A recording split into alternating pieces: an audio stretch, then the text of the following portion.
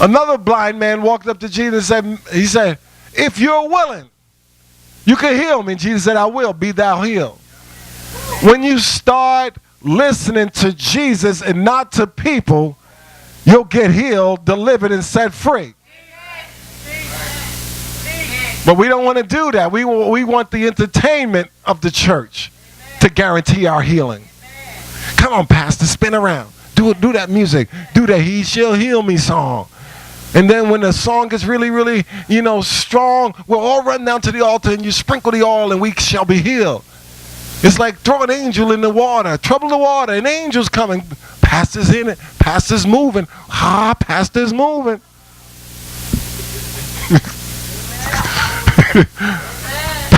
Pastor got a bus he got to catch. Come on. Jesus heals. And it's His Father's will that none would perish. I got to get out of here. I'm going to finish this message because I made a promise in this new year that we ain't going through no 4-hour services. Go to Psalm 139, verse 23. Look at somebody real good and say, I want God to examine me. Now, how many mothers here? How many know that when you're a mother, you actually think you're a doctor? You be looking at the kids like, checking them out. I was sick and I was sleeping. My wife, for some reason, she thought she was Dr. Elena. She picking stuff up, checking me out. I'm like, yo, that ain't weird. Yo, let me see. Let me hand behind my ear. I'm like, whoa, yo. See, you have to understand, the great physician has a way to check you. How many here not on crack anymore? See, crack is what? Crack is instant gratification. Before, some of you used to smoke weed. I'm using it as an analogy. I'm not talking about real weed. They all looking at me like, I never did weed. Yes, you did. All you did weed. All you've been high on something. Weed is a slow high. Many of you have gotten exalted in a slow way. Some of you have gotten a job and you got your exaltation that way. That's what I'm talking about, you weed smoker. Most of the time people think I'm talking about real crack. No, I'm talking about crack is an accelerated high. Many of you you need like a microwave fix from God. Crackheads. God forgive me if they feel offended by that. And if you feel offended, stop the crack. Search me, oh God. See, there's a method to what I'm saying. Many of you want to know, God, what's your will? And this is God's will. Search me, oh God. Know my heart. Try me. Know my thoughts and see if there be any wicked way in me. Hallelujah. But you won't come around God to be tried. Every time I preach a message, it is designed to try you. You can pray all you want. You're being tried. Thank God for God's ability to erase all our mistakes. And then he said, and lead me in the way everlasting. I'm just going to read these. Proverbs 30 verse 18 says this. There be 3 things which are too wonderful for me, yea, 4 which I know not. The way of an eagle in the air, the way of a serpent upon a rock, the way of a ship in the midst of the sea, and the way of a man with a maid. There are some ways that you're not aware of. Psalm 1:6 says this, for the Lord knoweth the way of the righteous, but the way of the ungodly shall perish. God knows where the righteous are, and he knows where the unrighteous are.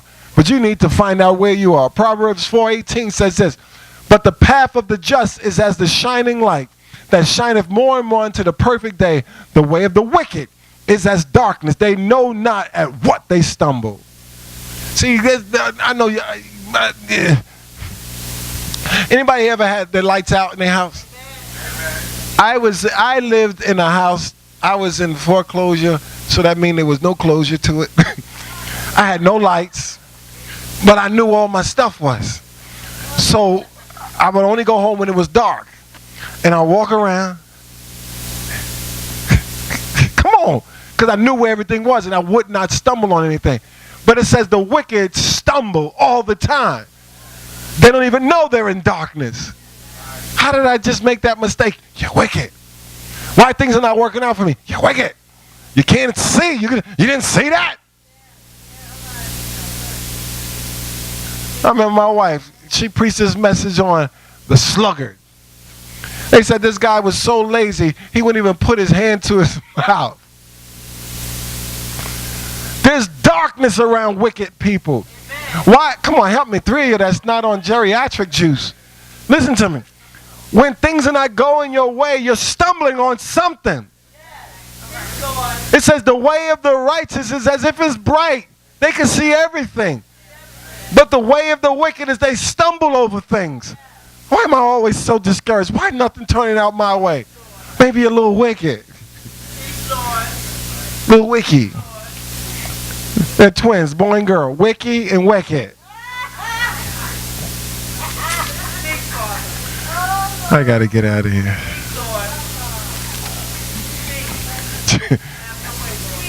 Jeremiah 6:16 says this, thus saith the Lord, stand ye in the ways and see and ask for the old paths, where is the good way, and walk therein, and ye shall find rest for your souls. But they said, we will not walk therein. So many people refuse to walk in God's way.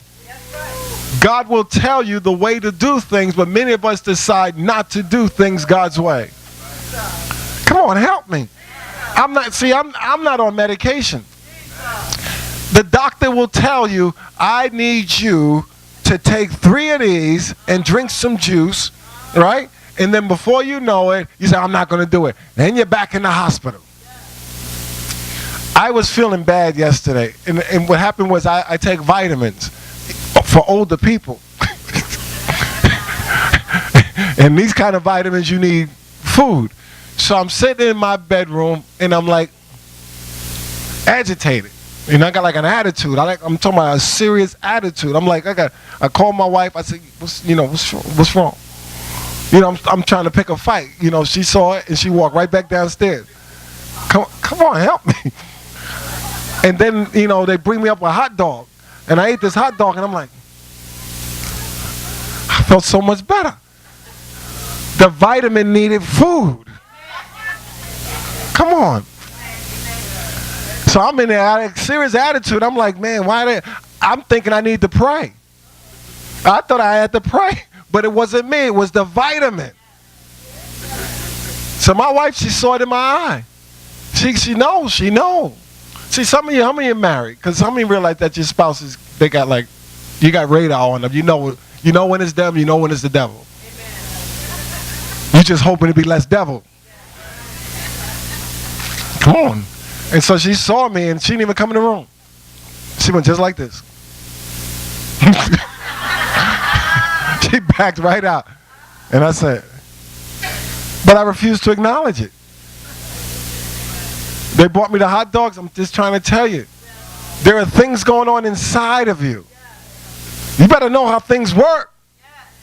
It was not the will of those vitamins to work without food. So it altered my way. I was ready to argue. I almost called. I was going to say something. What do you want? Why? All right, y'all see y'all. That's why you're staying on the Krizak.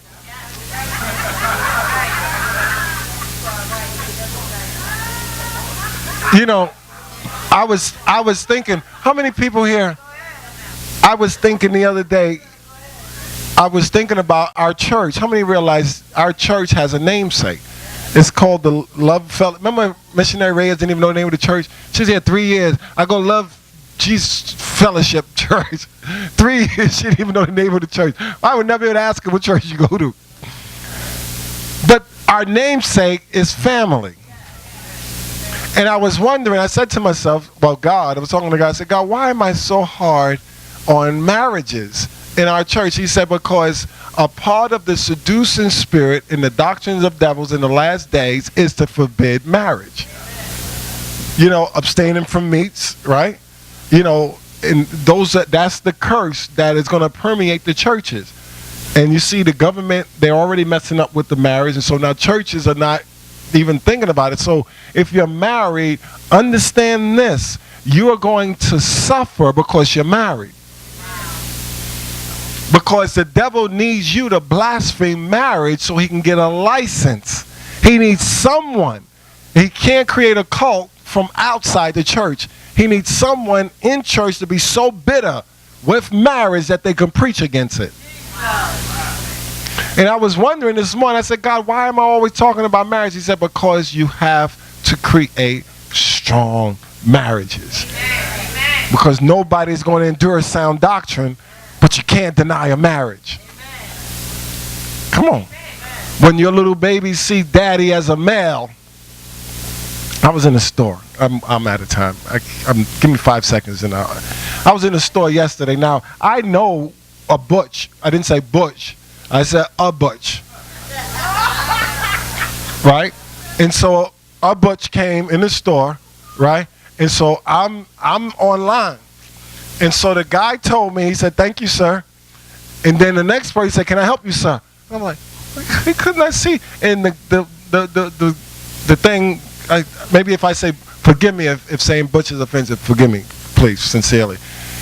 They smiled as if they were acknowledged. No, you got breastist. You got a urine, you can't use a urinal. You gotta drop, squat, and roll. Cheryl put her head down.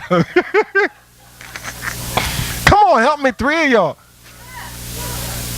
The family. See, how many in here, anybody here love anybody in their family? You? No? Come on. If you ever think, I gotta get out of here. It is God's will that families remain strong. Because I was asking myself, my wife knows how old I am. I'm 51. I forgot how old I am. And I was thinking, I'm old school now. I ain't young and I don't like young people. Take a call, I'm telling you. Young people are disrespectful. They don't listen. They think they know everything. I don't like them. I got delivered. I'm older.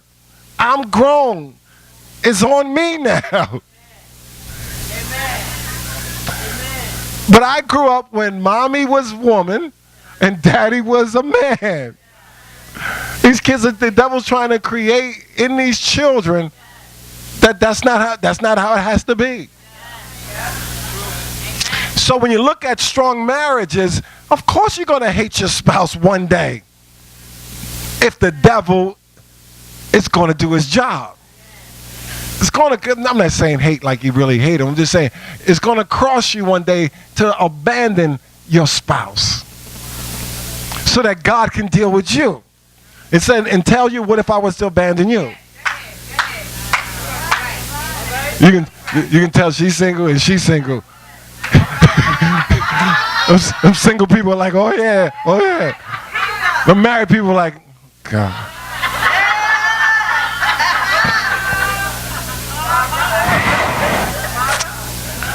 It was funny. Now, I love my wife. I love her dearly.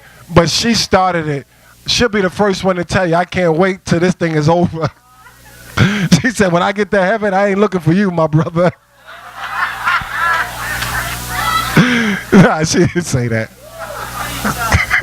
Some of your spouses want to say that. No, I'm sorry. I made that up.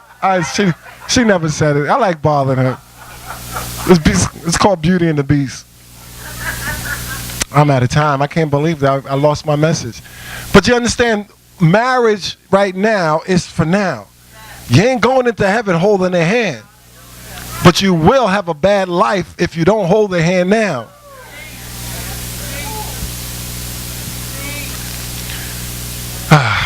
I can't believe this. Proverbs 15:19 says this, the way of the slothful man is as a hedge of thorns, but the way of the righteous is made plain. Somebody say, I'm not slothful. Isaiah 35:8-9 says this, and a highway shall be there in a way, and it shall be called the way of holiness.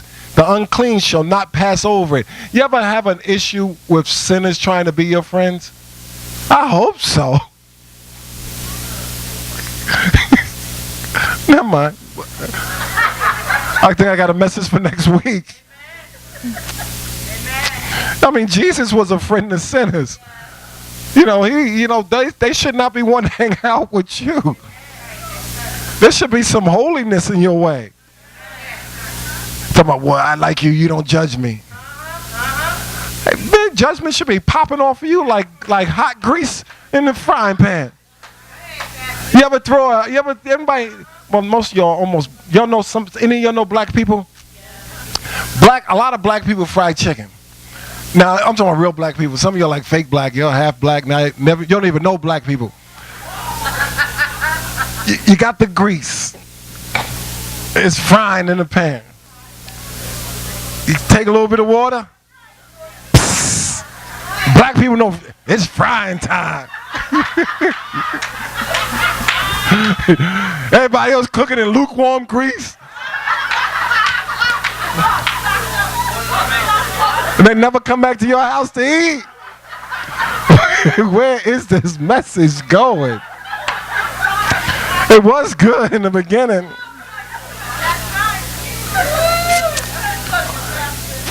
I'm closing. I'm definitely out of time. Now, you ever remember Moses? You ever heard of Moses? God visited Moses, and Moses had all these people that he had a problem with. And Moses told God, he says, you said you know me by name. You said you're going to have grace on me. He said, now, if I have found favor in your sight, this is what he said, show me your way.